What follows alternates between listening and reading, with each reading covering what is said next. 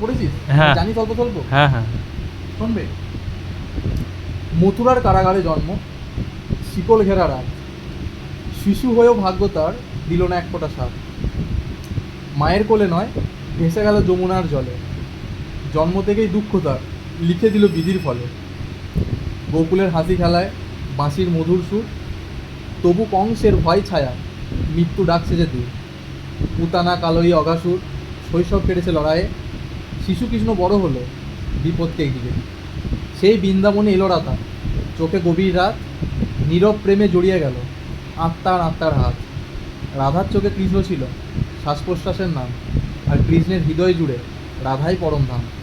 প্রেম ছিল পূর্ণ, তবু মিলন হলো না, ভালোবাসা শেষ অধ্যায় লেখা থাকলো না। রাধা রইলেন বৃন্দাবনে, কৃষ্ণ গেলেন দূরে, দুটি হৃদয় বাঁধা রইল বিরহের সুরে। মথুরায় ফিরে এলেন কর্তব্যের টানে, মামাকে বধ করে বাঁচালেন অন্যের প্রাণে।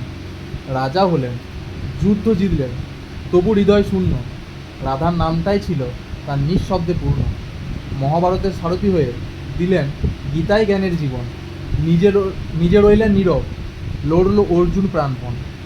সবাইকে পথ দেখালেন, নিজে হলেন একা, রাধা স্মৃতিতে বাঁধা রইল কৃষ্ণের একলা থাকা। রাধার কি অপরাধ? রাধার কি অপরাধ? সে তো পথ চেয়ে থাকে, অতঃপর কি তার কলঙ্কিনী ডাক সাজে? শেষে যাদব বংশনাশ নিজের চোখের সামনে, ভাই বন্ধু সন্তান হারালেন সময়ের ক্ষণে। বনে একা শুয়ে রইলেন, পায়ে বিঁধল বাঁধ, শেষ শ্বাসে উচ্চারিত রাধা নামের গান। এই তো কৃষ্ণের জীবন, হাসির ভিতর হাহাকার, রাধা ছাড়াও কৃষ্ণ যে এক অসম্পূর্ণ অবতার।